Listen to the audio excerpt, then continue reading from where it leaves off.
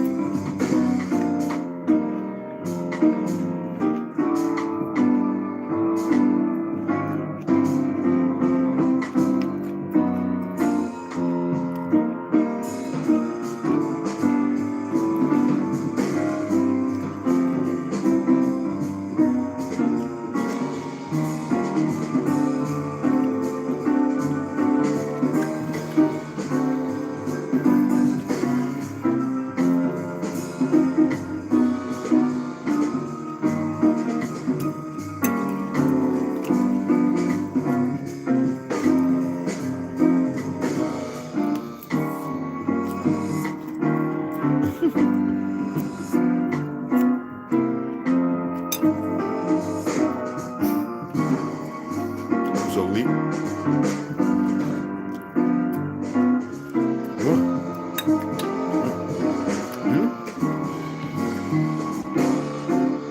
Can I have that?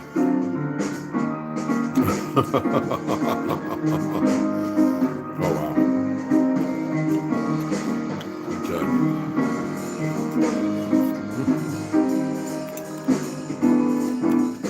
Apologies. We're gonna get into it. I got a nice little treat for you guys.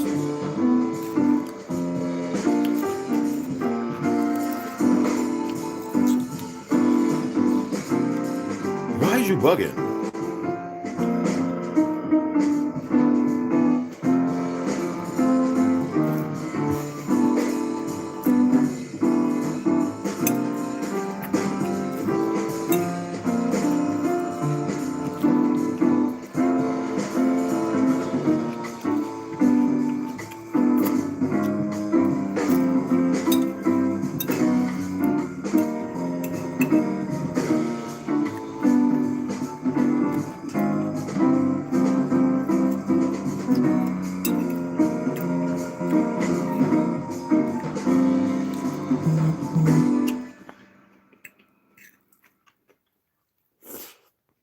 I have to eat guys something.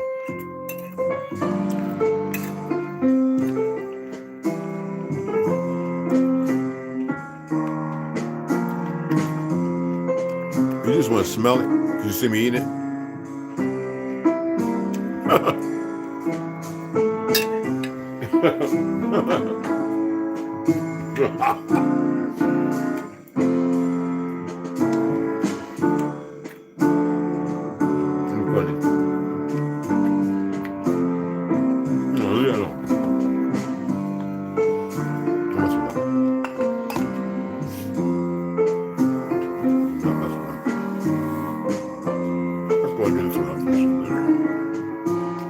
I got a hair stuck in my eye. I can't get to it. I just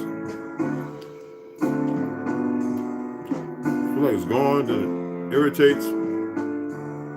I'm sick of the Q-tip and do that, and I don't want to scratch my. I don't want to scratch my eye out.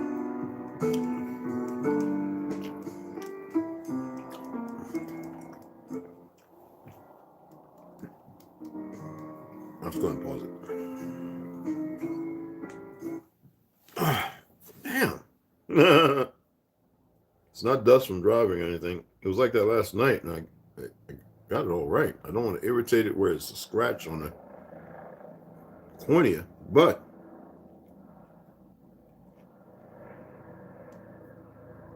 hands are clean.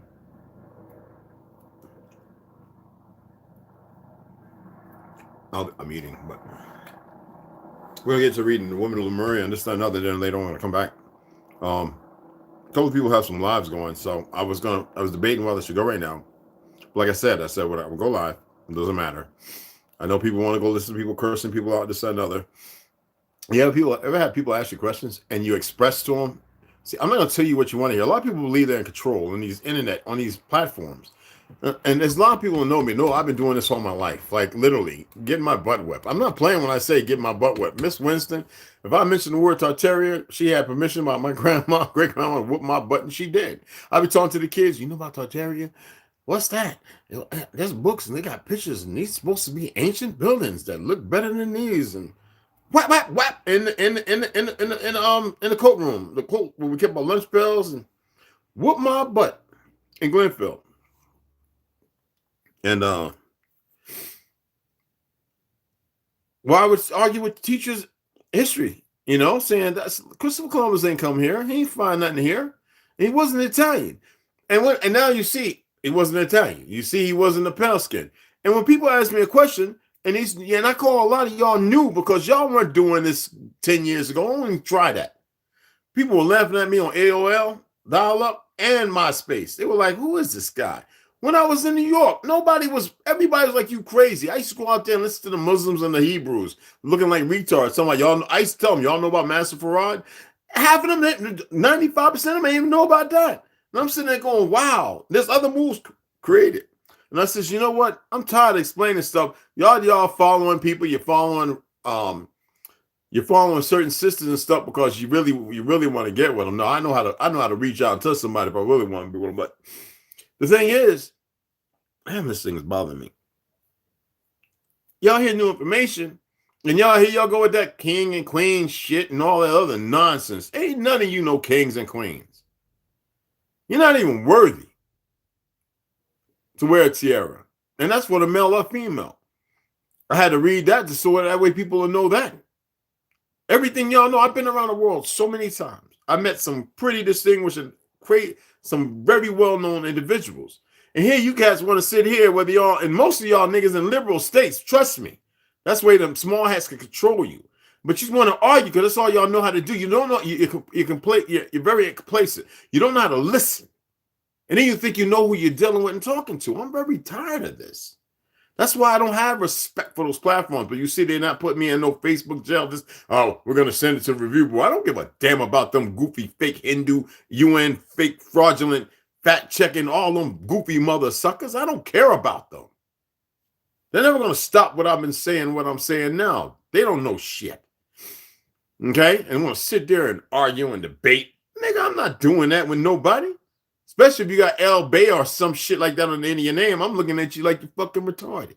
Those religions are not of this land. They're new age goddamn religions. So shut up with that shit. Now, I respect you, but when you go out a character and you carry on, see, I respect Reza Islam. You know why? He's actually out there doing something. You know how he made his millions? Even though we know he's changed it. It doesn't matter what he's turned it into. He's still showing and enlightening people. He's very highly intelligent. Most of you are intelligent, but you're just not tapping into it. I'm doing anything I can to free some of you. I can't free all of you motherfuckers. You really think we're the same. I'm telling you, we are not. You and I are not the same. God damn.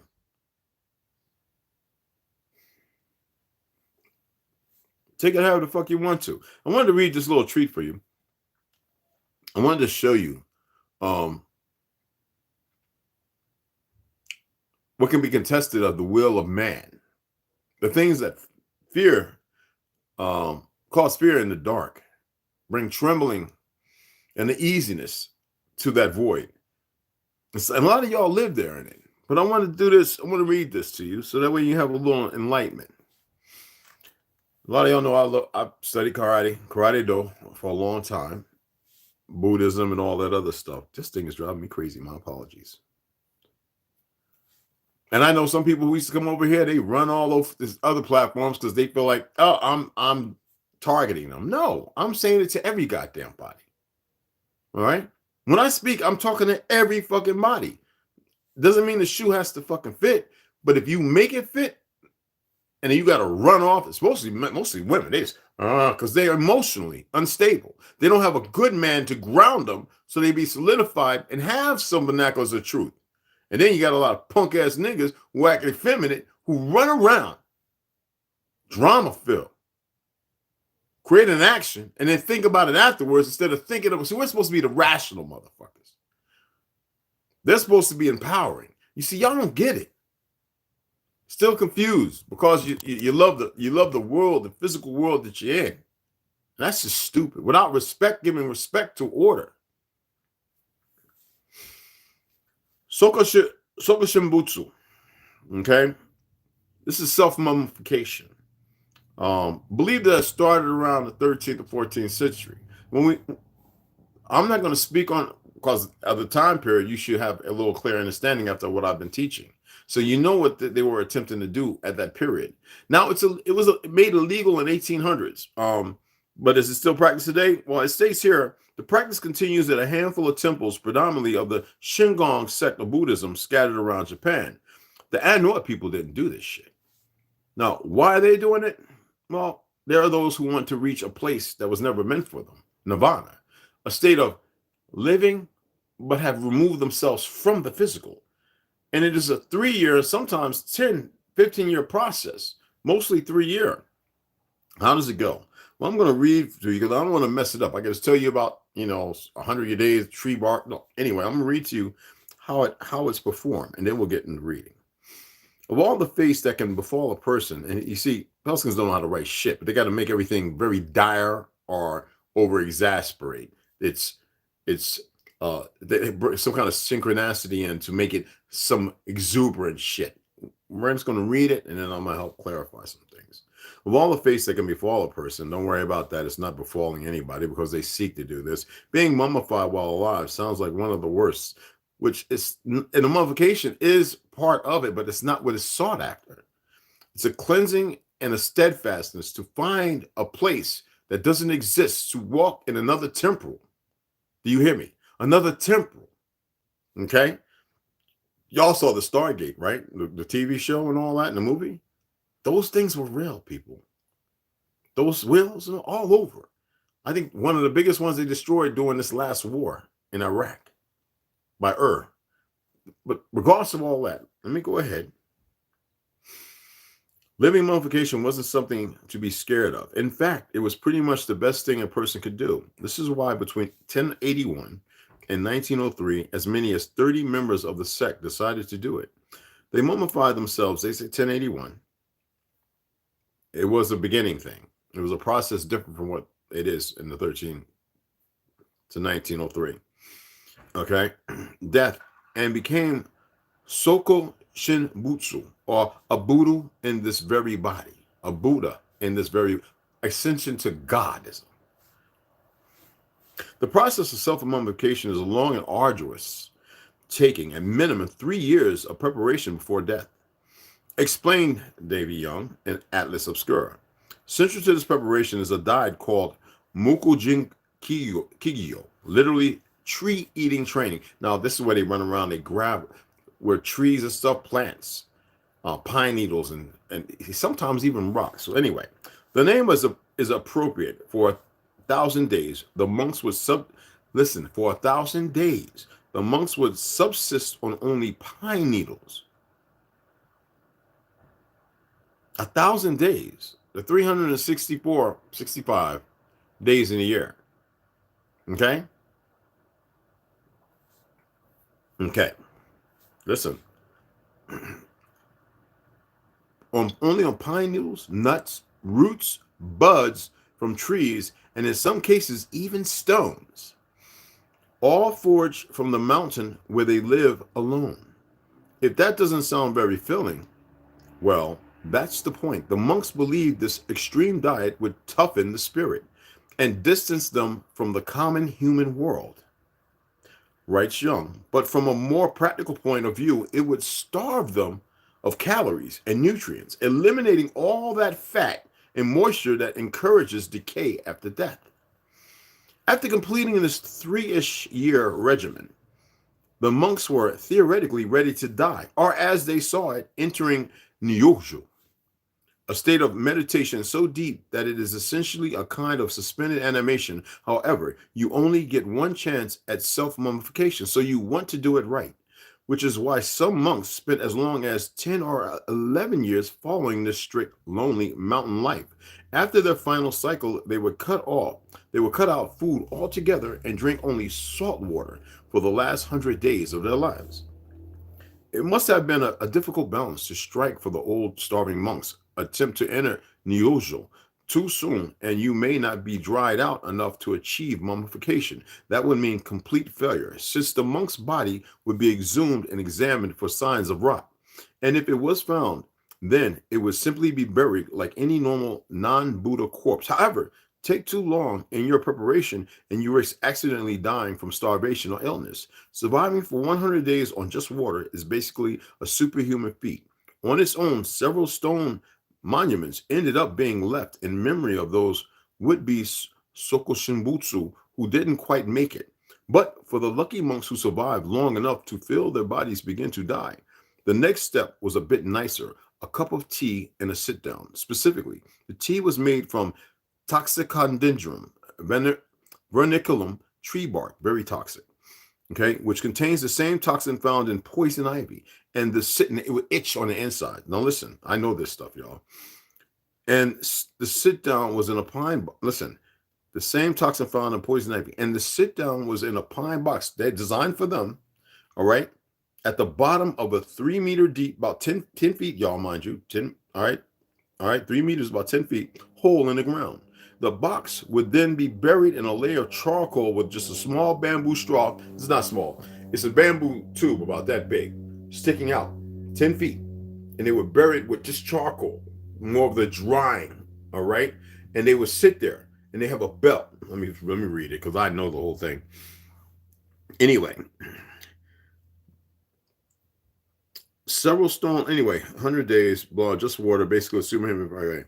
But the next step was, all right, which contains the same toxin found in poison ivy, and the sit down was in a pine box at the bottom of a 3-meter deep, about 10 feet deep, all right, hole in the ground. The box would then be buried in a layer of charcoal with just a small bamboo straw in the lid for air, and the monk would be left to meditate until death.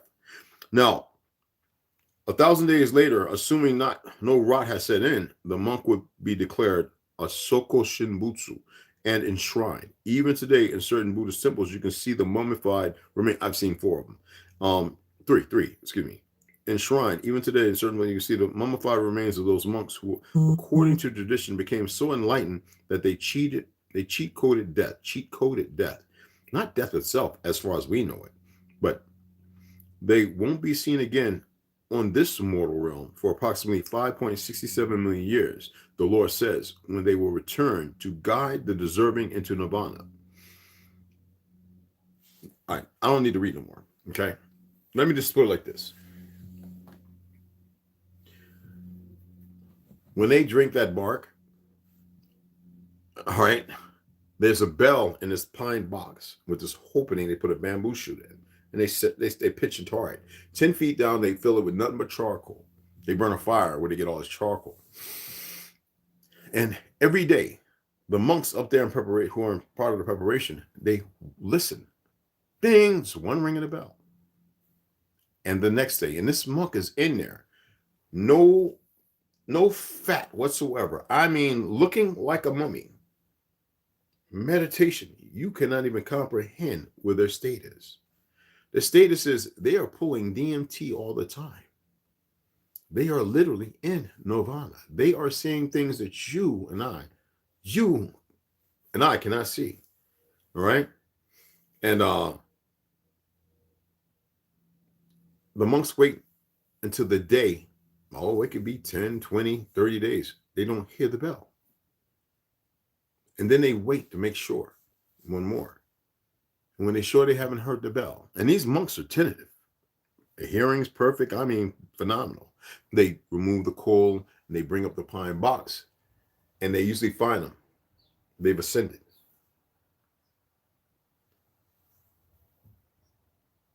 That's why I say all of this doesn't matter. Unless you're willing to fight. And the fight is not the fight that we've become all too common with war movies and the special forces did this and all this other. They're on testosterone because they got to be hard hitters and door kickers. That's nothing special at all. I'm attempting to reach out to you and tell you that what they did was extreme. You can do that without all that, but you have to fast. You have to find nirvana in seeking it without going on a walk and a trip that you make everybody void of, that is only pertinent to you. Because see, when you come into this world, you don't come into this world by yourself. Neither do you leave by yourself. See, that's the lie. I don't have time to be nice and sweet and comfortable and patsy for people who are just in this world, just dumb. And they choose to be.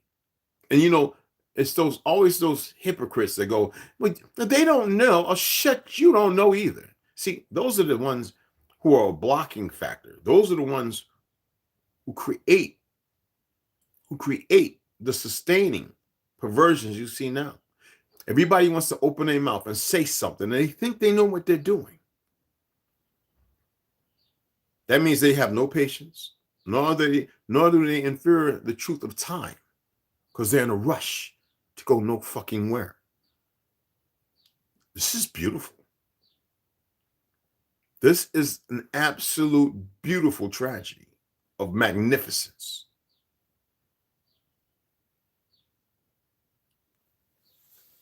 If I was living in Japan, I could have done it here. But around those, I may have attempted it myself.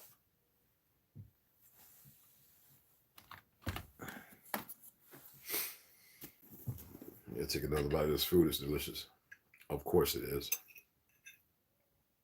With the best damn sardines on earth. Trust me, need the fat.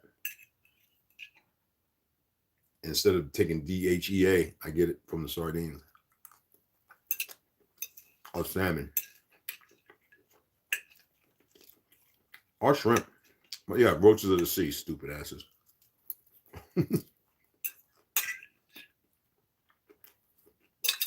Everybody want to act like they know something. I keep telling people, stop. Be who you are and elevate yourself. Stop being argumentative. Stop being so society.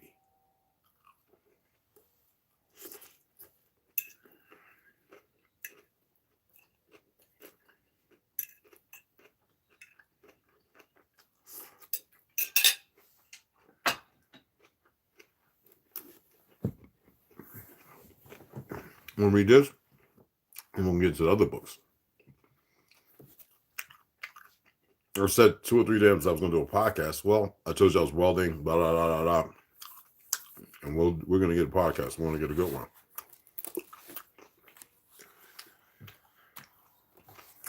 A very good one. So here we are. Quion, Monica Morani with Dr. Amber Wolf, The Woman of Lemuria, Ancient Wisdom for Modern Times. And some of you saw the post. It was an ancient building. It's destroyed. There are some like those still standing. And it was Tartarian. The guy stood there talking about, yeah, the Moors built it. I can't stand stupid ass people. Now, the truth of what may be the Moors is based upon Tartaria, a sect, a fighting sect of individuals, not the lie of history, the downgrade, the descent that we come to know of based on the 1600s. They may have went around fighting and killing those left and taking the children and giving them over to the enemy. A whole different sect of individuals that really didn't exist as fake history has employed. I mean, the what do you say, the fake valor of the history? When I read the book, I have it downstairs, The Moors in Spain, I was like, this hypocritical bullshit. Why do I say that? Am I not reading to you Arthur Kessler? When Islam became a thing, it was Muhammadan. It was a movement. When was Muhammad alive? Think about it. Before him, there was no Islam. There was not. Hell, even after he died, Islam didn't exist. It was the fake motherfucking papacy that created the fucking religion, just like Christianity. Off of our ancestral knowledge, the divya, the reintegrating of children lost to time, cause of wars, and the coup d'etats around the earth. Is that so hard to understand? Do I need to break it down a little further? I think I've been breaking down things pretty well. Doesn't matter what people believe or think. Lumeria's history. Oh, that is so good. Oh, that is so good. Now we're at 50,000 years ago. It took another 20,000 years to build the temples of rejuvenation and have the old souls begin to appear, the kind that you were part of. When you think about that, it makes you think about that great organ they stole from here and they took over there and they deconstructed it. That made over 7 point something million tones.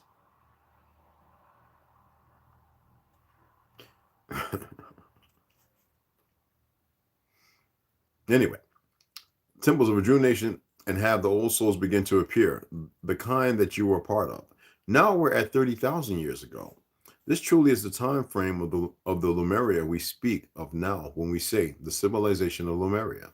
For that's a mature Lemuria, and one that had developed spiritually far more than any civilization on the planet at that time. The island had created a pure group of spiritually seated humans, and we've told you the rest of the story. When the bubble of the Earth's crust began to subside, which had lifted up the land, the mountain of Lemuria slowly started to sink.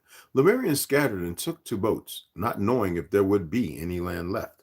While Lemuria was in its prime, there were thousands of years where this mountain contained an unchanging Lemuria.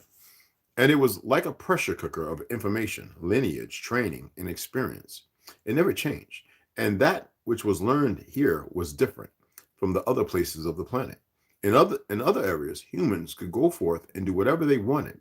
All they had to do was pick up and leave, but not here, Lemuria, in brackets. So here, they were forced to find ways to deal with the common problems of living together. So this became the place where the Akash of humanity chose to train old souls. Humans would come in only one time, then go back and incarnate to another place on the planet. Therefore, there were a lot of souls who came through Lemuria within the last 20,000 years, who lived at the base of these very mountains where you are currently floating. It also explains why there are so many Lemurians on the planet now. Think of it as a Palladian school. As Cryon Living Channeling, the timing of creation given in Hawaii, 11th Cryon Cruise, August 12, 2012. In summary, the Lemurians represented the relationship between Gaia and humanity. And when I was in Hawaii and I was in, what place was that in the Virgin Islands? We used to go to. A lot of people used to talk about this, Lemuria. Well, it's first when I heard the word Mu and Lemuria was over there in Hawaii. I didn't hear it nowhere else. And later on, because me and my brothers and some of the, talking about it. Anyway, between Gaia and humanity, in a spiritual way, established the energy of the crystalline grid. With a few exceptions, each Lemurian had only one lifetime in Lemuria. Once a soul had experienced a life expression in Lemuria, it would reincarnate to another place, and then another and another. This created an old soul experience, spanning a period of thousands of years, and Lemurians had DNA that was directly affected by spending time with the Palladian star mothers, who carried the wisdom and knowledge. This teaching of spiritual truth was always pure as the Palladians remained physically for the entire duration. Listen to this. Of Lemurian civilization. I put a video up of this baby playing the piano, and the first dumb nigga I ever saw open his mouth. Not you, Snoo. I had yours stay, but that one said some really crazy. You didn't see it. Said, "Oh, that baby ain't playing it. That's some old Photoshop CGI, blah blah." But that baby's real. Google it. And there's a couple little sisters, babies who are playing the piano too. I think in Louisiana, is it, or this is Kansas, Mississippi, whatever. So you remember the statement of the old soul? There's a little baby, a boy who I follow on Instagram. I love the family. This little youngling, I hate the word boy. I'm telling you, he remembers a whole lot of stuff because he don't talk like no little 2-year-old, 3-year-old, whatever. And I've met a couple of children out here. Remember I was talking about in that one book where they capped off the X, where it removes the dynamics of your remembering the past, done on purpose. When we talk about the Anunnaki saying, wait, we have to stop them from remembering certain things. And we got to a point when I tell you that's what these jabs are for, to block, to stop you from having remembrance. When did Alzheimer's start? Was it around the like in the 70s or 80s when it really kicked in? Our people never had that nonsense, living well over 100 years. I see people have a hard time paying attention to these little things because they haven't been involved in that world. They've been involved in this world of lies made by these small hat fucks, utilizing our music and dance and everything else to persuade them in another direction. They have to get the fuck up off our soil. And y'all need to know this. I'm not going to be sweet about this. Trust me. Anyway, I just can't. We're beyond the crossroads. You know that. I've said it too many times. Anyway, Lemurian civilization. Lemuria was a one-time experience in order to build the Akashic record of the planet. Lemuria was, therefore, the first isolated civilization on the planet that received continuous teachings from the Pleiadians. It was not an advanced civilization in terms of technology, but instead it represented a culture whose consciousness and intuition was much more advanced than today's society. But exactly where was this place called Lemuria? The answer to that question is controversial. Cryon isn't the only source for information about Lemuria. Many different theories about Lemuria have been given, including the idea that it is a lost continent. It isn't. Including the idea that it is a lost continent. It isn't. Pay attention. In Cryon, Book 14, The New Human, Lee Carroll describes the attributes of Lemuria and the New Human, okay, that's the name of the book, people, and gives an account of the various ways Lemuria is remembered by others. This includes the description of a lost continent called Mu that was supposed to have existed in the middle of the Pacific Ocean. Cryon has channeled that the land of Mu is, in fact, Lemuria. The legend of a lost continent has remained for centuries, and the reason is because it is based on historical truth, but remembered through the Akash, past life experiences. Instead of a lost continent, Cryon's scenario, and another thing about the word Cryon, when I was telling a friend of mine, it was a brother, it was a few of them, when they were writing comics in Detroit, they created this thief, this super villain, this nigga, that bad motherfucker about gray, who had an S on his chest, from Cryon, Krypton, whatever you want to call it, who was robbing and jacking everybody up. And you know, those small hat came along, DC Comics, and they stole and made Superman, their fake Christ factor. Okay. There's nothing new under the sun. It just depends on the focus or the direction, a misdirection, like sleight of hand. While you're looking at this hand, I'm doing the trick over here, and you're not even seeing what I'm putting in my pocket or pulling out. But I'm going to convince you, because I'm talking in a way that's practiced, and my hands are perfect. I'm able to hold things you're unable to do, so you won't perceive the look and see it. And before you know it, there's a quarter, or there's a little rubber ball, or hell, with those who are really good, like a mallet, a sword, out of nowhere, it seems. All right. Instead of a lost continent, Cryon's scenario is that Lemuria was located where the present-day chain of Hawaiian Islands is found, in the middle of the Pacific Ocean. In the timeline given by Cryon, the Lemurians lived on one landmass created from a hotspot, much like the hotspot that created Yellowstone National Park. Lie. Anyway, by definition, a hotspot is a place deep within the earth where hot magma rises to just underneath the surface, creating a bulge and volcanic activity. The chain of Hawaiian Islands is right over a fixed hotspot. And according to geologists, the Hawaiian Islands were created as the specific plate slowly moved over the hotspot. Now, let me read the rest of this. I'm going to show you something with y'all. However, Cryon has channeled that many thousands of years ago, the movement of the Pacific plate created a bubble of hot molten energy under Hawaii. This bubble of molten magma became trapped under the crust, and instead of erupting as a volcano, it began to push up the entire volcanic mountain. Over a long time, this geological process slowly pushed up the landmass into one big mountain, and this means that the 8 major islands of modern-day Hawaii would be represented as mountain peaks on the mini continent of Lemuria. Now, because of the size and height of this mini continent, not everything was pushed up in a linear fashion. And the heights of the mountains today were not the heights of the mountain peaks then, in proportion to one another. They sagged in the middle because of the weight. I'm gonna stop right there. I'm gonna share some with you. And we're gonna read some more. Lava and all that is not what you think it is. There are things going on up under this earth, man. There ain't no mantle and all that crust crap and all that. There ain't no spinning and spinning big metal rock with some spinning so fast and the magnets, the heat. No.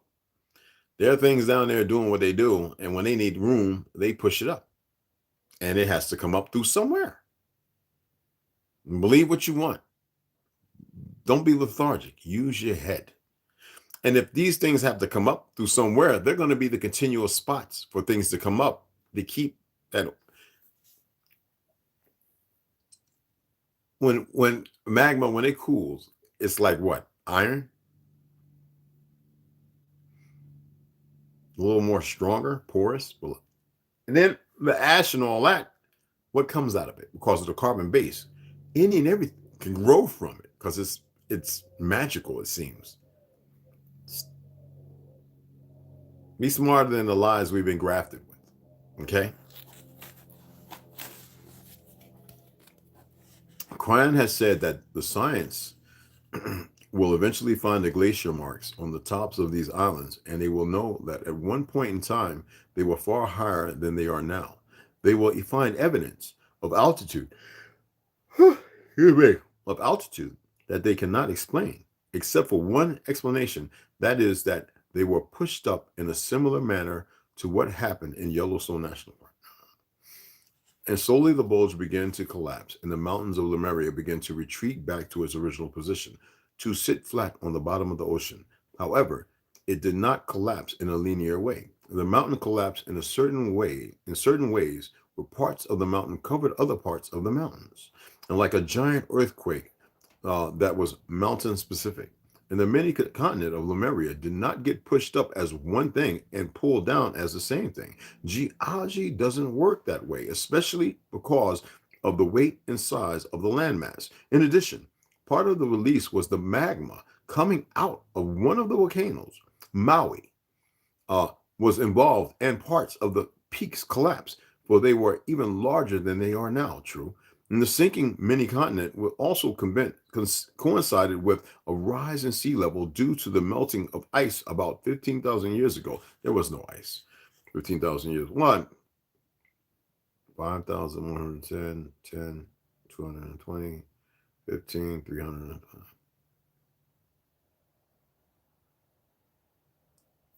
I would say maybe about 20,000 years. Well, no, I would say maybe 10, not 20. I'm doubling, excuse me. About 10,000 maybe. Who put it here? Because the Antarctic, the so-called South Pole, the wall, there was no ice. Greenland was Greenland because it had no ice. Plush green. Just like the Antarctic. The Antarctic. All the buildings and stuff they're finding now.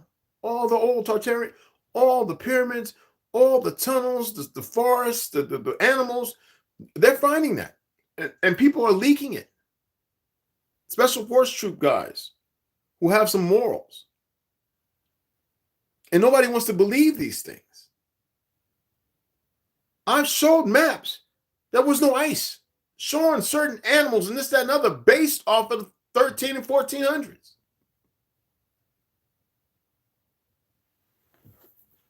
Now everybody's running around like they're the mem doctors. That's all they got on Fuckbook and Instafuck. That's all there is. Right? All these things were very frightening to the Lemurians and marked the signal for them to leave the island. By divine design, it was the end of Lemuria and the beginning of work on the planet. Now, in brackets, it states, the work is about the puzzle of duality, where would humanity take the high level of consciousness that it was given by, I think it's going to say the Palladians, with free choice, end of the bracket. The many years of a sinking island created a Lemurian society that became a seafaring nation. Eventually, many Lemurians began to populate via ships the edges of other landmasses such as Aratoria, New Zealand, Rapa Nui, Easter Island, I told you that, and the west coast of the Americas. Queen Khalifa, she's real.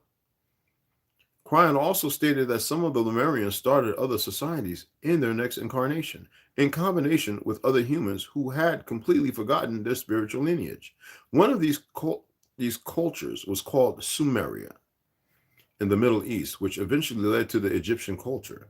And it can be difficult to picture Cryon's explanation of humanity's spiritual lineage and the development of the Lemurian civilization.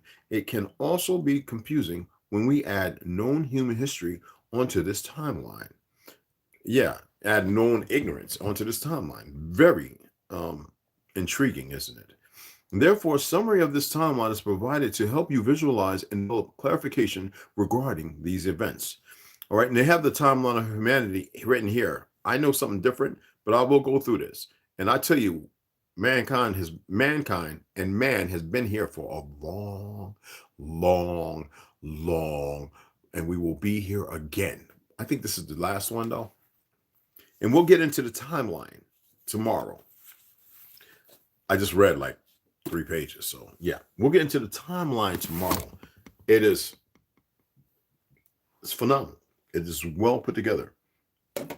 I wouldn't say perfect, but it is well put together. That I will ascertain. As far as when a Pelskin writes a book or a half read and writes the narration under the pseudonym of their ideology, their take on it, gather with their interest to push a narrative, because they were melanated, regardless of what some books say and some other things say. Oh, very, very dark melanated. An original history of ancient America. George Jones, Elderbron Classic. Okay. I'm going to read a little bit of these. I don't want to be too long. So here we are at chapter 6. A review of the reflections of Mr. Stephens upon the ruins of Mexican America. His conclusions founded upon false premises and his errors detected by his own contradictions. In restoration of the Temple of Uxmal, his chief motive apparent, his arguments and conclusions refuted, and the architecture of the ruins identified, and established remarks upon Robertson's History of America. The interesting traveler in his last chapter, but one of his second volumes on Central America, says, I have finished the explorations of ruins, and here I would be willing to part and to leave the reader to wander alone and at will through the labyrinth of mystery which hangs over these ruined cities. But it would be craven to do so without turning for a moment to the important question: who were the people that built these cities? I shall narrow down this question to a ground even yet sufficiently broad, viz., as in a comparison of these remains with those of the architecture and sculpture of other ages and peoples. It is upon this ground of his own choosing that we propose to attack his maneuvering. It is the only field of argument where the necessary truth can be cited or elicited, and he cannot object if his apparently fortified positions should be attacked, and if not sufficiently defended, he will not wonder that they should be demolished or overthrown. And if we cannot succeed in so doing, we are willing to admit that his conclusions will be, and we're talking about the works of words, okay, will be to his work what the heir apparent of the Scottish throne was to Macbeth. And that's pretty cool. And the same words, except one in parentheses, will speak of our frank confession. Check.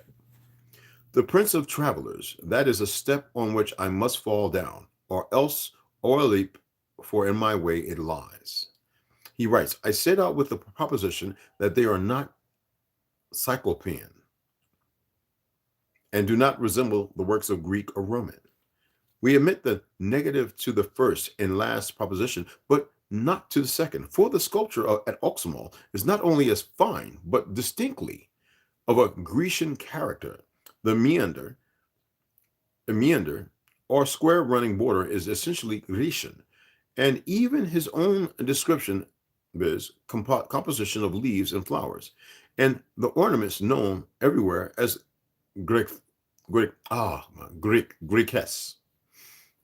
Here is the distinct phrase of his own selection, brought as evidence against his conclusion on the second proposition. The engravings in Waldock's folio work of the same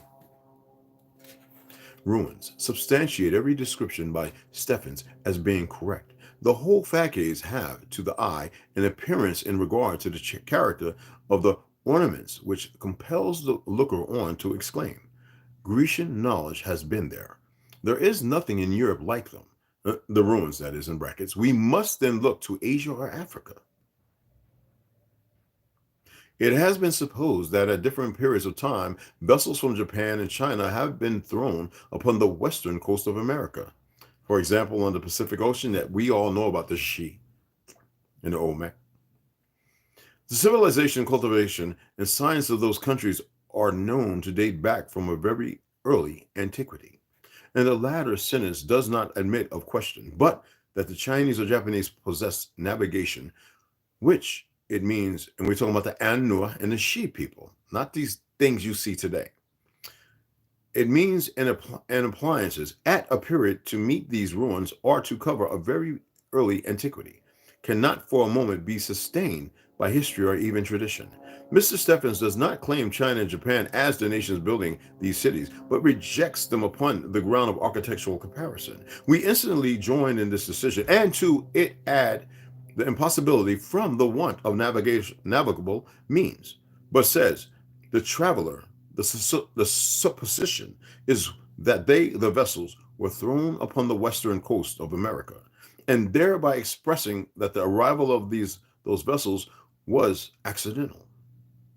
We know this is old world. Anyway, we will prove the impossibility of this, for any vessel in the North Pacific Ocean having left China or Japan and becoming unmanageable from loss of rudder, the prevailing east wind would not only prevent the vessel from reaching the western coast, facts, because I've sailed around that mug and know how those waters move, of America, but actually would drive the ship back to China, Japan. Exactly.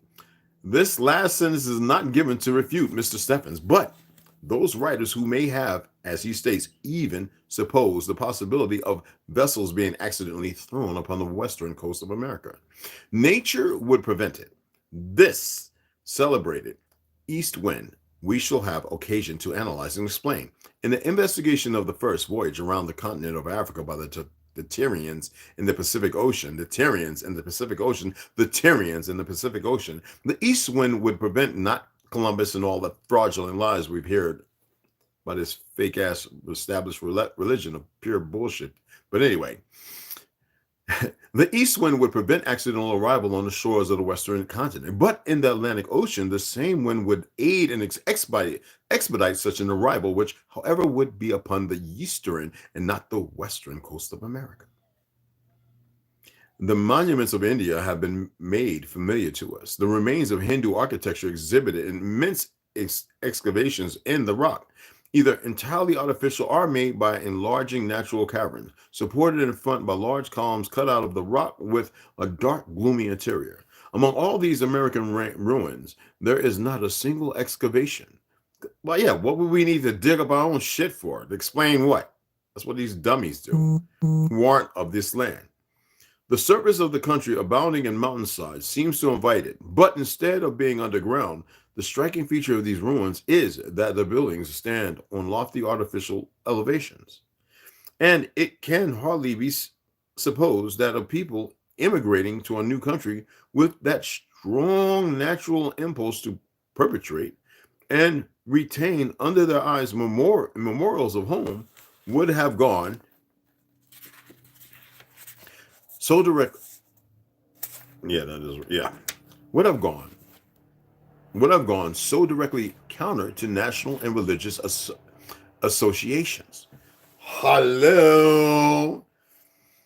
The reasoning in the latter part of the foregoing extract is founded upon nature, and therefore it cannot be shaken. It cannot be even assaulted. We claim this admission. However, for our own position, also, when in the next chapter we bring forward the memorials of home and the national and religious associations, for upon the analogies, the cornerstone of this epoch is founded. In sculpture, too, the Hindus differ entirely. Their subjects are far more hideous, being in general representations of human beings, distorted, deformed, and unnatural. Very often many-headed, or with 3 or 4 arms, many heads, people, and legs thrown out from the same body. We're going to get into the next part next time. We're going to mess with that. We're going to play with that one. Give me my pen. Oh, I got to mark this one. Woo. We start getting into the Hindus. When I told you about the people of Senegalese, those are the original people of India. Not the half-breed of the Ashkenaz and Ham who made war against some of our people and them. You don't believe me? Yo, fact checkers, fact check me. I dare you. I dare anybody. And I'll let you know where I learned that. I got to take a bite of this, y'all. I'm sorry. I can't just let it's all crispy and juicy. I'm going to get like a couple more pieces of sardine in there. Cabbage and red bell peppers and green bell peppers and onions. Oh my God. And my homemade dressing. Oh, fabulous. Oh my goodness.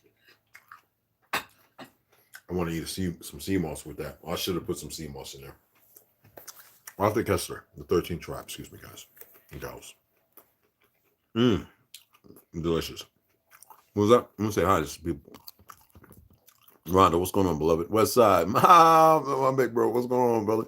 Mikey Hill. Hey, beloved. Humble French. What's happening? Snoo. Yeah, my baby. A slow in development. Yes, very much so. My youngest daughter was holding her side of the womb. Yeah, my baby came out breathing and crying until they gave him that lung drug and they just murdered my baby. They wanted the tissue from him. And that motherfucker, he should be dead as far as I'm concerned. Excuse me. Not advocating violence, but he took my son's life. So his life for life. I stand by that shit. Yes, a lot of sightings.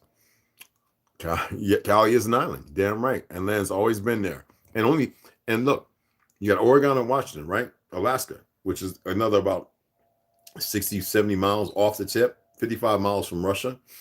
You got islands out there too. There's plenty of islands that aren't even on the map no more.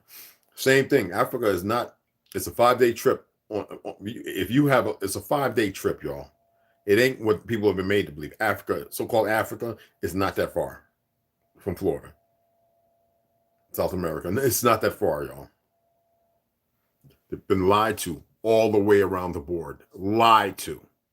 Told you I was in Florida, and I remember when them little junks was coming in, people out of sea, some lost at sea, people from South Africa. Coming back to the home, they said, some of them. And some escaping the wars. 5 days with no motor. It's a rapid of water. 5 days? They ain't that fast of a rapid. You could be on one of them little built piece of crap things they were on with 20 people shoulder to shoulder, pooping and peeing off the side.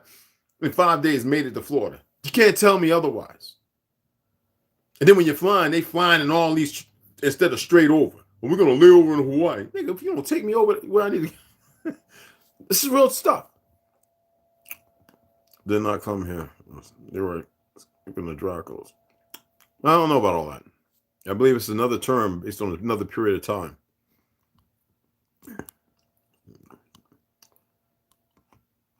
No, it's a great war. There's been great wars, many of them. You know the story about Willy Wonka? The chocolate factory? And y'all know the real story about that? What it's really about? The Oompa Loompas? Do anybody, Jacob's Ladder, the elevator?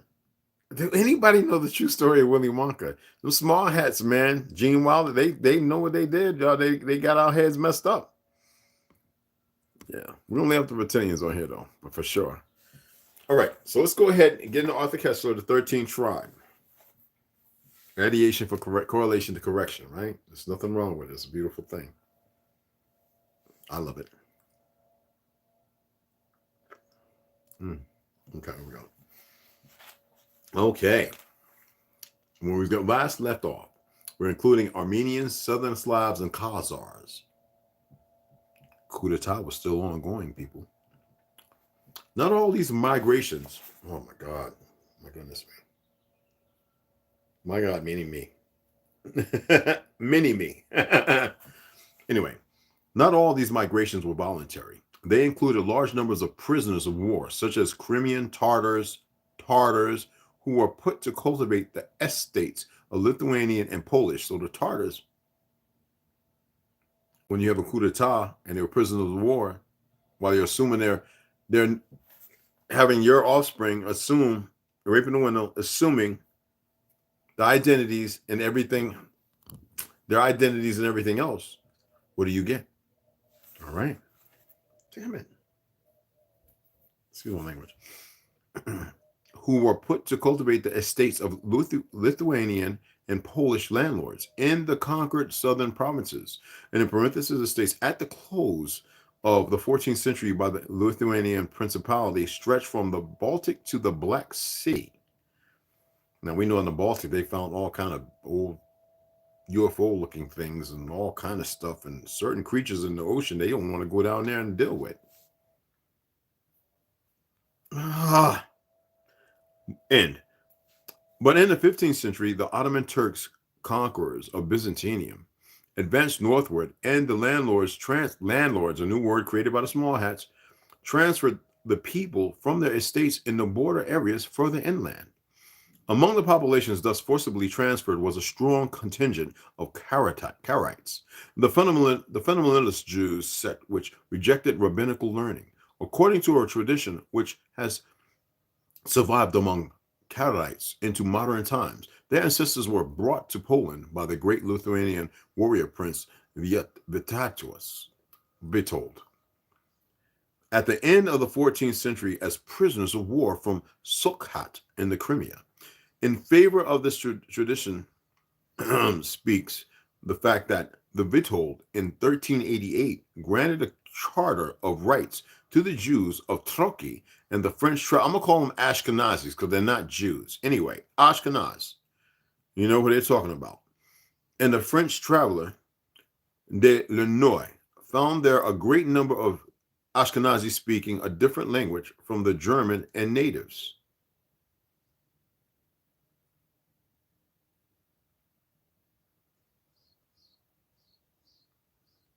That language was and still is a Turkish dialect. In fact, the nearest among living languages to the lingua cumanica, which was spoken in the former Khazar territories at the time of the Golden Horde, according to Zajakowski, this language is still used in speech and prayer in the surviving Karaite communities in Troki, Vilna, Ponyevke, Lutsk, and Halit.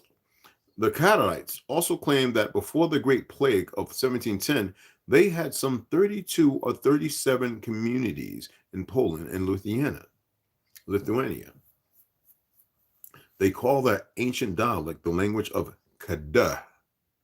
Not Kadar. This is another one of them, all right, from Gomer. Just as Rabbi Patachia in the 12th century called their habitat north of the Black Sea the land of Kadah, and what he has to say about them sitting in the dark through the Sabbath, ignorance of rabbinical learning, fits their sectarian attitude accordingly.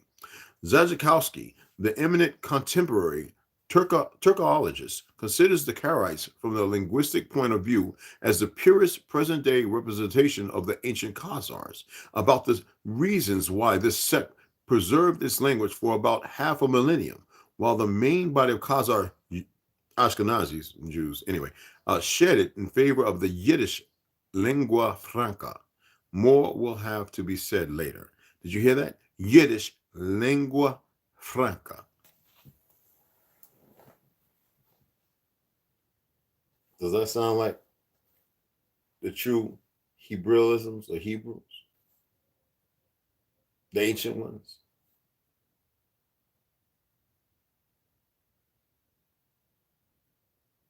Ham, the progenitor of the dark race, the second oldest brother. Japhet, the progenitor of Gomer. Well, we just know that Gomer's offspring was the Ashkenaz, Gog and Magog. It's not a place, it's a people. And we also know that Ham was not the progenitor of the Negro. Isn't it funny how they try to make, because we have many of our people in certain countries. You know, it's also funny when Spain and Dutchland and all of them came here and took a lot of our people over there. Okay, well, we're the fucking Mongols. Why is it that we founded Europe and the nobility of it still rings true, except for these fake ass Ashkenazis who've been playing king and queen dress up, looking like weird eye movements and I don't know, looking weird. Nah, weird's a polite word. Okay. So anyway, again, Yiddish, lingua franca. More will have to be said later. Mark this.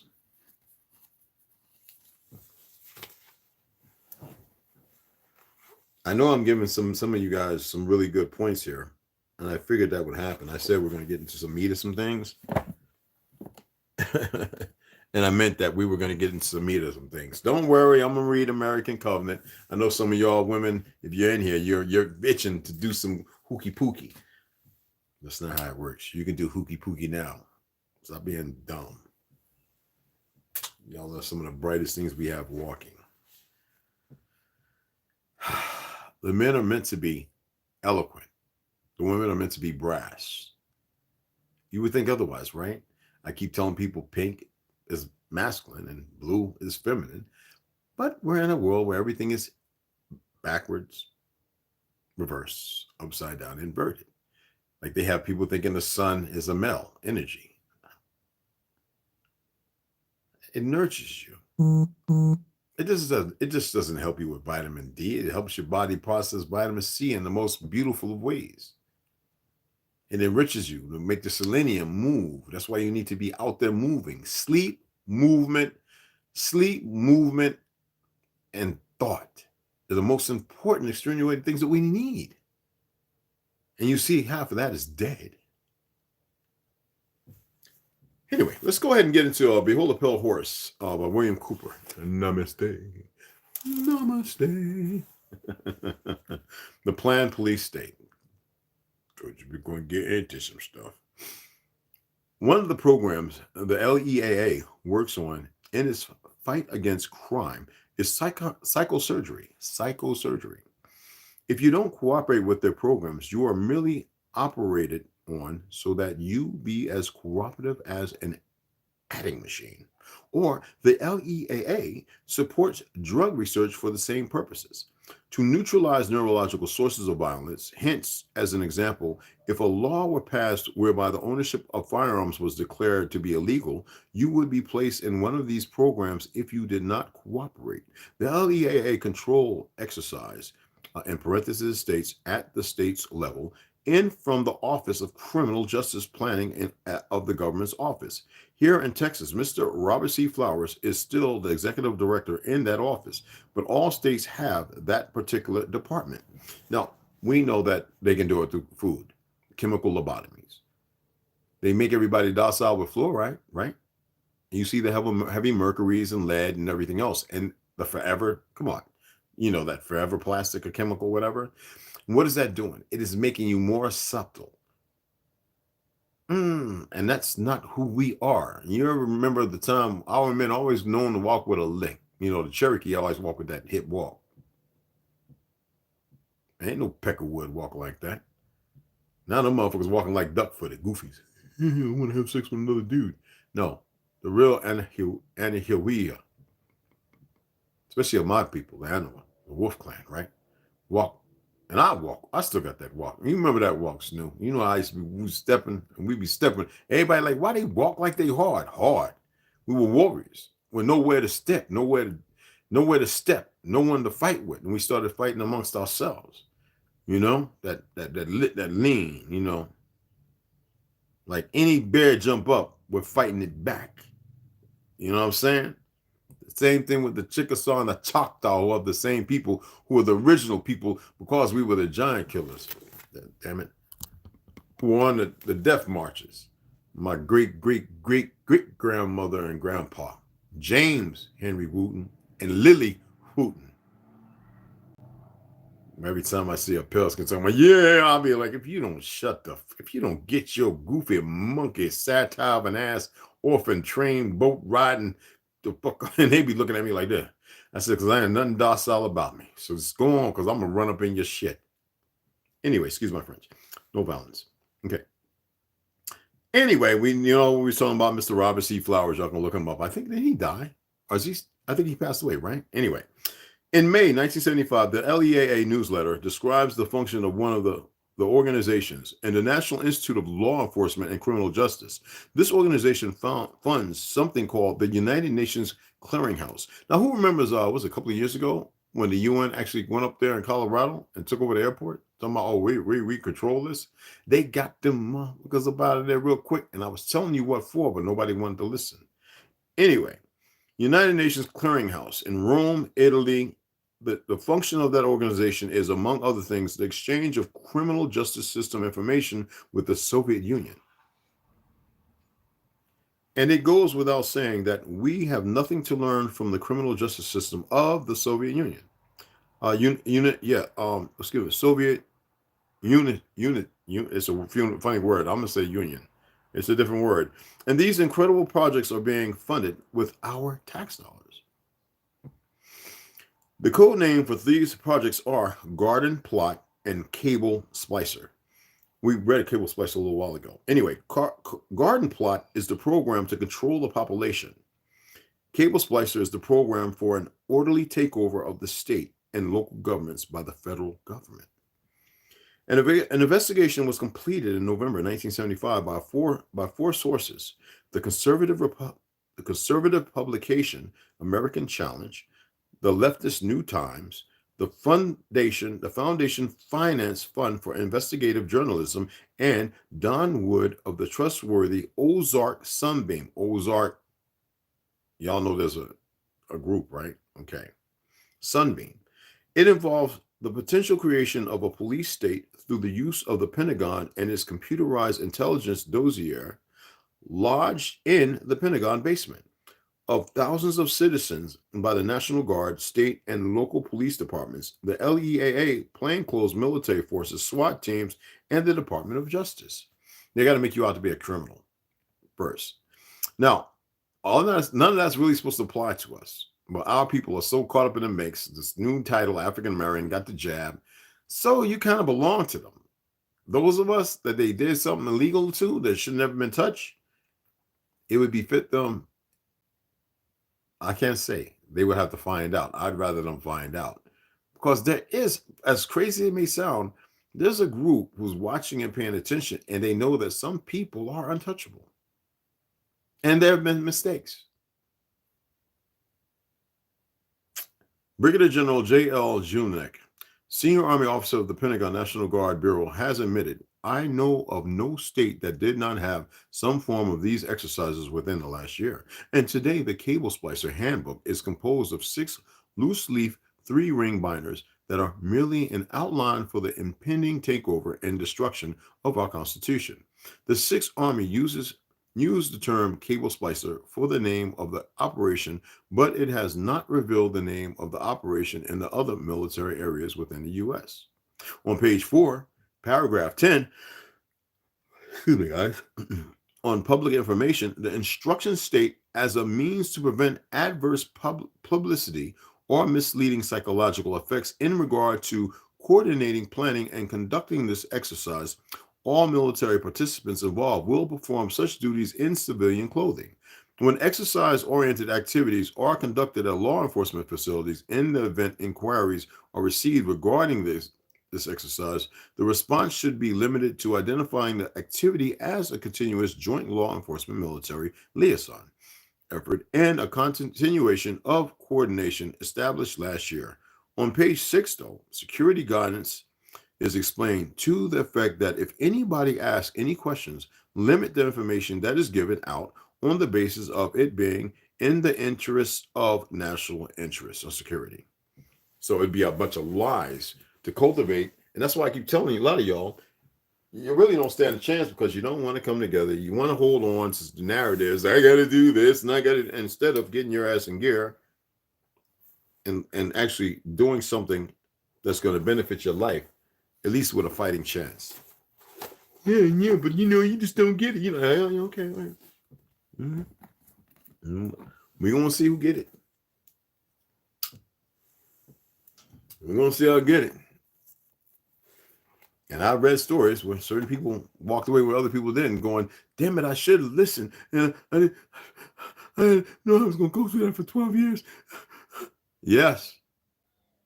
I've lost so much and so many. Well, you dumbass, you lost them because you asked to lose them. You stayed where you was at and you did what the hell you told not to do. And you was given an opportunity and you chose to, I'm going to forego. And you ain't even made it past 20. The fuck, or 30 or 40. And then you get to 50 and and you got more life ahead of you. Then, they want us to believe that at 50 or 60, you only got 10 or 20 years left. That's bullshit. You're supposed to have another 50 or 60. Now, you're supposed to have a couple of hundred more, but that's a whole nother topic. We could all be going together, growing all kind of shit, food. I mean, fuck everybody else. I'm talking about outside who just doesn't want to listen, want to live their worldly way. And come on, man, the shit we could do, man. Get a little 8mm movie and play that up on a piece of sheet on the wall. Fuck a TV, fuck a cell phone. I mean, I know it's so hard for some of y'all because you get stuck in the loop doing the same dumb things you do over and over and over and over. And it seems like it's almost incredibly hard to detract from it.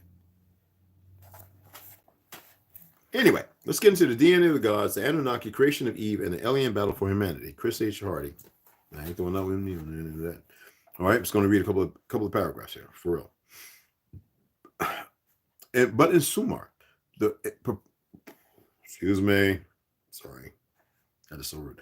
Anyway, but in Sumar, the proprietor of a specific ME is the only one to have full power over it and to bend its operations according to his or her will. The proprietor is the real and unique master of the system. Another possibility is, now you remember when we was reading this, how they knew that there was a group that was created somewhere else on an island in the ocean that none of them would mess with. And they were far superior and black. All right, we're just going to leave it at that, all right?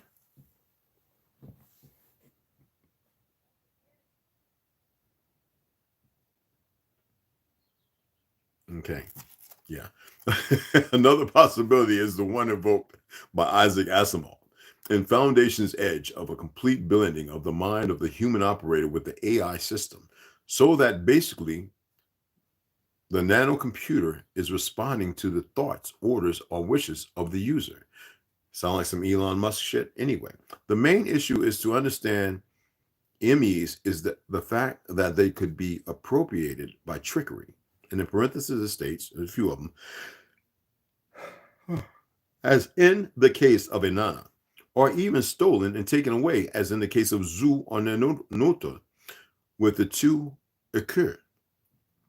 And so we have to infer that an Anunnaki AI machine was not made to respond solely to its master's brainwaves or semantic energy. Something that feeds into this point is that at the beginning of our recorded history of Nibiru, we read that Anu, through a duel only now, was able not only to snatch over the title of king, but apparently all of the previous king's MEs. And in parentheses, it states, his powers for ruling and his scientific knowledge as well.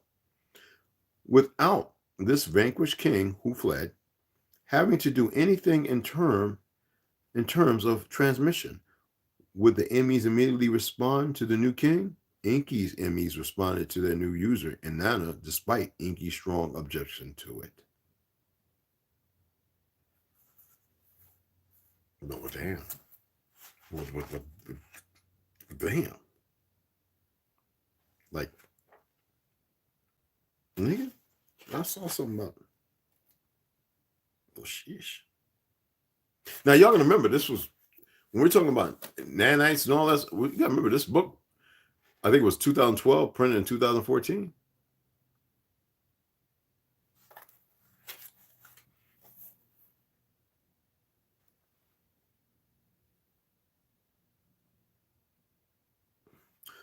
One more paragraph. All in all, the analogy with our computers enables us to understand easily how an AI system controlling and operating a spaceport could be overtaken and supervised by a new manager. But it is much more difficult to fathom how it could be so for kingship and leadership, let alone charisma and magical talents. What is there in the exalted tiara, the exalted scepter and staff, the throne of kingship, and the exalted shrine to endow Inanna with an immediately self-operating charisma, to the point that she proclaims herself a queen and declares right away, "A queen am I," and appears now clothed in radiance. That's Wars of 241, the illumination. You know, when you hear the people in the Bible say, "Make your feet of bronze and your leg of this iron and you plate of gold and all that other silver and all that other bullshit," I'm here to let you know that's not what it means. They use metal in the terms for religion to make you think you can make yourself bulletproof like the Box of Rebellion or some shit. It's not. That's not. No. And then they use Gilgamesh or Nimrod as the statue. Any of y'all ever pay attention to that? Yo, nobody ever noticed that? Oh, dude, do I gotta go dig out a picture?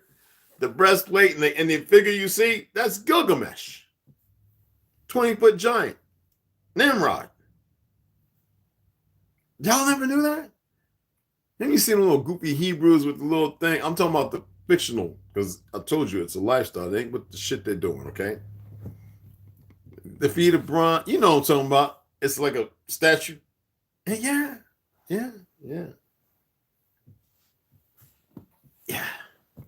I thought I'd give you that extra little tea there. You dig what I'm saying? What was that? Somebody popped up. He keeps going out saying, Robert Flowers, 85, of Austin, Texas, died August 26, 2009. Bob was born in Bayside, Refugee County, Texas on December 20, 1933. Yes.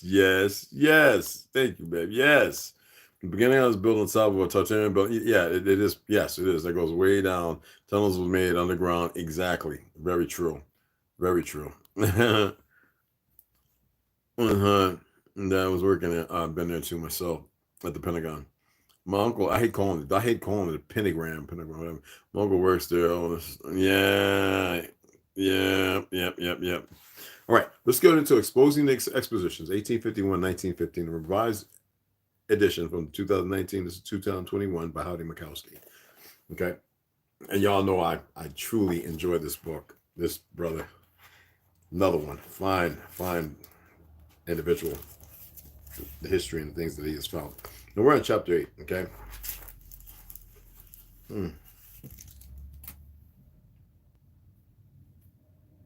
that sucks. Okay, here we go. Chapter 8, Ancient Rome, the Missing Link. Sucks, man. Okay. The remains of Temple Antonius and Faustinus in the Roman Forum.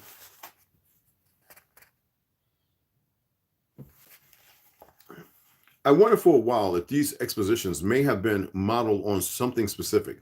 Just flipping channels, I came across a documentary presenting a site in ancient Rome that had just recently opened to the public. While I looked at the TV screen as they displayed a computer-generated reconstruction of what Nero's Domus Aurea, Golden House, would have looked like, I almost shouted at the screen. Look, it's the Chicago Exposition, or St. Louis. That's it. This is the missing piece. This will be a short chapter, but that does not mean that it is not important in our understanding of the 1800s. I want you to see how many of the features that I will be listing, are the same as the fairs. I can now safely say that it is highly likely that the big U.S. exhibitions of the late 19th century were not only in some way copying ancient Rome, they were specifically copying the Domus Aurea. The question is only when the copy was being built. There was no copying. Further research in this area brought me to the work of Kalia Crow, who sees the expositions representing various ancient cities, not only Rome. Chicago in 1893 certainly appeared Rome-like to my eyes. Yet to another fair was Constantinople. I mentioned how Nashville had been known as Athens of the South, and I will continue with the chapter as it originally appeared, but recall that my Rome model theory may only apply to Chicago, but the underlying principles of representing the ancient world likely applies to them all, the fairs. Now, what I want you to know is, you see all the places that the small hats have created, like Rome, France, Paris, this, that, and other. All that was here. This is where it started. I don't care what anybody thinks. So in order for the small hats to do what they've done, when they came here, it was to destroy that knowledge, the connection we had to all the earth. And then the usurpers with these frauds, I tell them all the time when they come talking about, I'm native. Where you from? I'm here, my ancestral land. They look at me like this. I said, yeah. There's a difference when you really know. And our earth was united. And these motherfuckers come. I don't know if they brought them here, if they really came from Gomer, from Yaphet. I don't think fool. But I know that they came with a whole lot of war. And that's all they did. I believe the other ones, where you want to say lizards, this, that, and other, came, made war, and we destroyed a whole lot of them. They went underground and said, hell. But they planned. And here these motherfuckers come. And here all of a sudden we're chemically poisoned and food's fucked up and pay attention. What was that one part I was reading about with Mr. Cooper? Silent Wars. Can't make this stuff up. And then our people being separated from their destiny and the truth of who they are, incapable of knowing their existence and the importance of it. They can't even make decisions because they move not like the wind, but like the sweltering rain that comes down and beats a certain ground and removes all the good things. So it's like the friction instead of being the good. And I call it like cowardly. All right, let me go ahead and read some more of this here. Oh man, this is good. Whoo, yeah, boy, this is my stuff right here, boy. Anyway, the Domus Arrua in Rome has been considered a landmark in the history of Roman architecture, often cited as an example of innovative construction, sophistication, and spatial planning, and deliberate, if not ostentatious decoration. It is claimed by historians to have been built by Nero in 64 AD, following the destruction of much of downtown Rome from a great fire. The same story as the exposition cities. Was there really a fire and an earthquake, or was one needed historically in order to create a certain symbolism of the Domus Aurea? Nero, and was one of the first line of new Roman emperors, coming up as a teenager and built on a large scale to show off his power to his rivals. That is how modern historians think. But perhaps Nero was doing something completely different, and this new giant area was to be his way of starting a new Rome.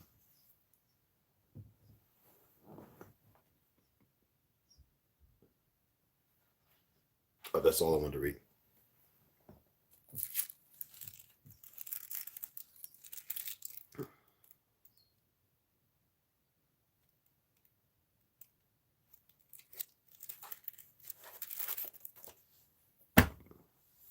You can't make this up. Hey, T, what's going on, Mikey Hill? What's going on? I think I already got you, right, Mikey? Yeah, so what do y'all think? Hey, Scott, what's going on, brother? Yeah, you already know, beloved. What do y'all think, man? What do y'all think so far to read? Y'all like that? You enjoying it? Cool. Still taking on donations, y'all.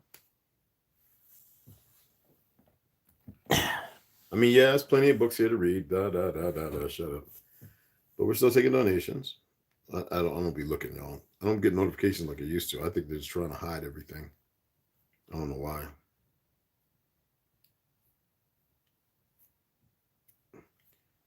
But still what you call it, and I don't want to show everything. Yeah, right there in the corner. Okay, and let me see. Yep, Orlando Kane Cardale. Appreciate you, brother, for the 10. I think, did I say, I think? All right, cool. Anyway, so when I'll get the rest of the books, I don't know how many more. I said, what was the number I said, guys? I don't be looking at it all the time like that. So I want to make sure. Why does it log me out? I don't know why it does that. Yeah. I say leave me. It says keep me signed in. I'm not worried about what these fuckers are doing. That's the last thing I'm worried about.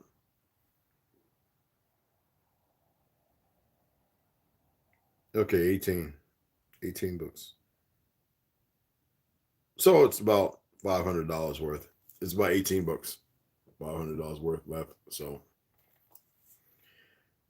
like I said, when we get to two, I've got the two. I actually got. I didn't even deposit the 285. I didn't deposit it in the bank. I need to go and deposit it in the bank. Actually, where's my wallet?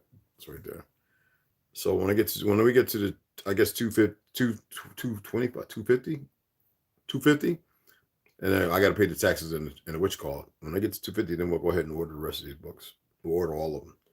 Now, the only one that I gotta remove this one. Hold on. The one that's yeah, I'm gonna buy that. I'm gonna buy that on my own. Yeah, the one for $224. The Jesuit Pierre Francis Xavier de Charlion. I'm gonna go buy that one on my own. And I might just, I don't know, I might read it, I don't know, somewhere down the road if we're still here in a couple of years. Yeah, that one, yeah, I'm just gonna buy that one on my own, y'all. This one right here, it's saved. It's not added to your cart. So I'll buy that on my own. You guys don't donate to that. But the other one, we get to 250, then I'll go ahead and match.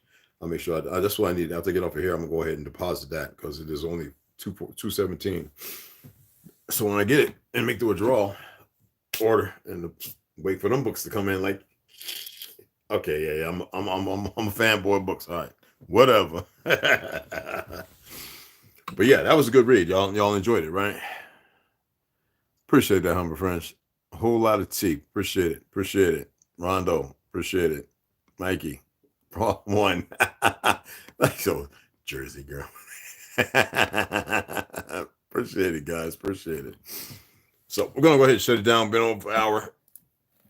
I played the music for a while because I want to wait for everybody again. I know the notifications are only going out when it seems like when I go live. Ronald's here, or Snooze here, maybe Grey Wolf. Sometimes people who are scared of what's being done and not knowing what's being done, they act and do whatever they do. I don't know, but I appreciate you guys stepping in. I'm gonna go ahead now. Let me finish this off. Run out here, deposit this in the bank, and hopefully we get some more donations in. And I'm not gonna. There's other books on other sites. I'm not showing you those because we got a lot of books to get through. And if I come across a book that is really, really, all of them are helpful, then I'll share that with you. Man, this is delicious. Even sitting here, man, it's so cool and crisp. I think it's the cabbage. Oh, the cabbage is sweet. Oh my God. These sardines my boy caught. So these are real sardines, not butterfish and all that other crap.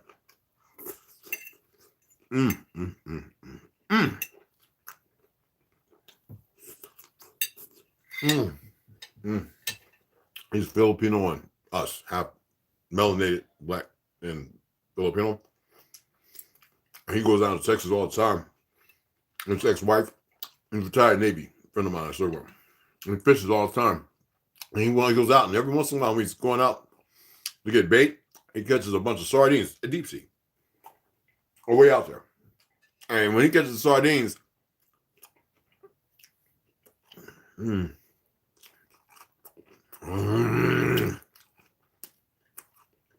Here's a small canning thing he does in his garage.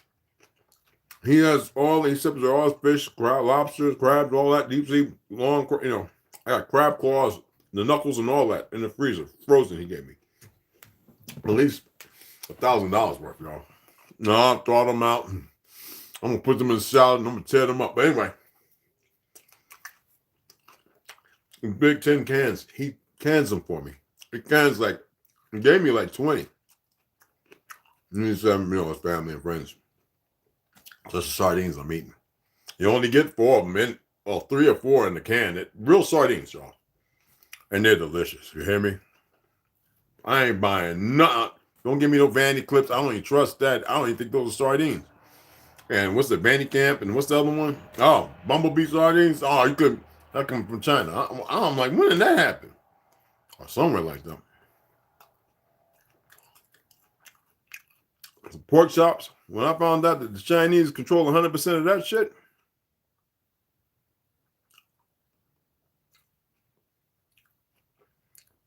I was telling everybody.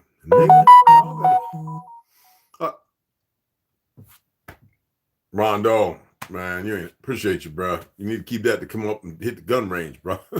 I appreciate you, though. Rondo's hit us with 30. Appreciate it, family. But I'm gonna go ahead and I gotta go around here. Got this wallet and deposit this.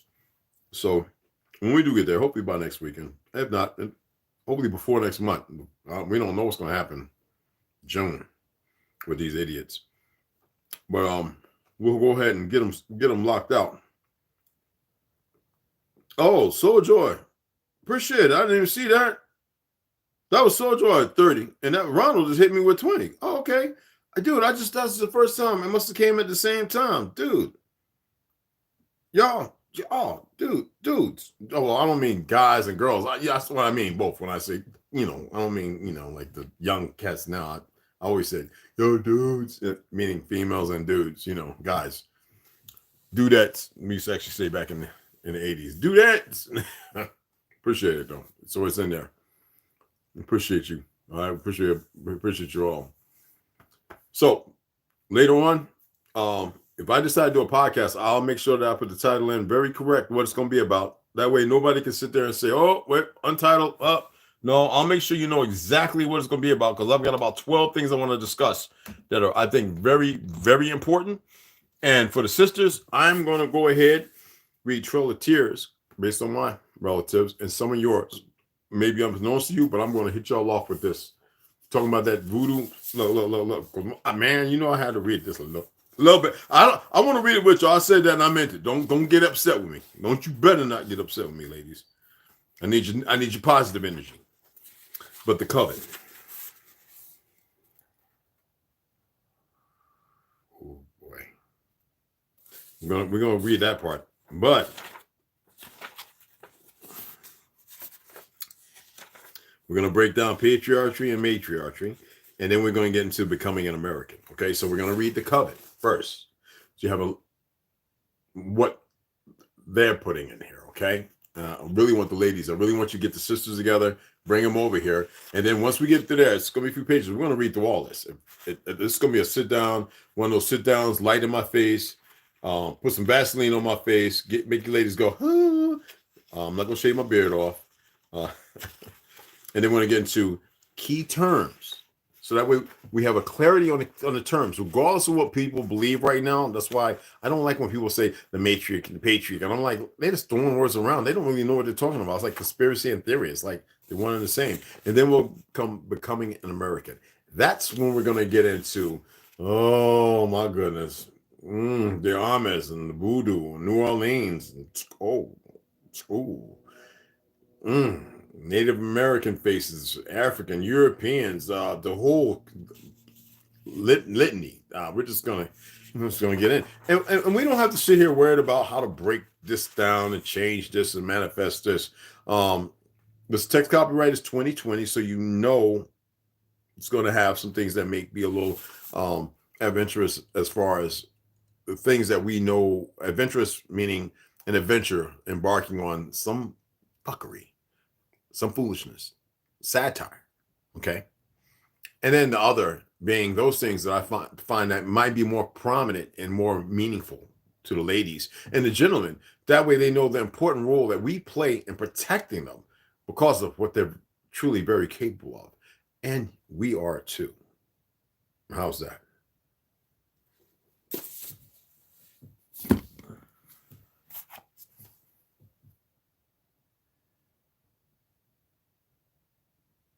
I wish some of these people, when they write these things, will reach out to some of us who know some stories about these things.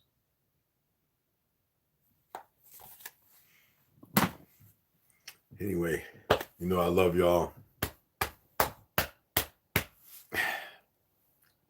Love y'all. I still got the guns. You know I gotta keep my head right. Make sure I don't have no heart arrhythmia problems with these motherfuckers and the poison they've given me over the years. This goddamn VA. Not that I'm worried. My beautiful sisters and my wonderful beloved brothers, 2 on the 1. You already know. I'm gonna go ahead and sign off.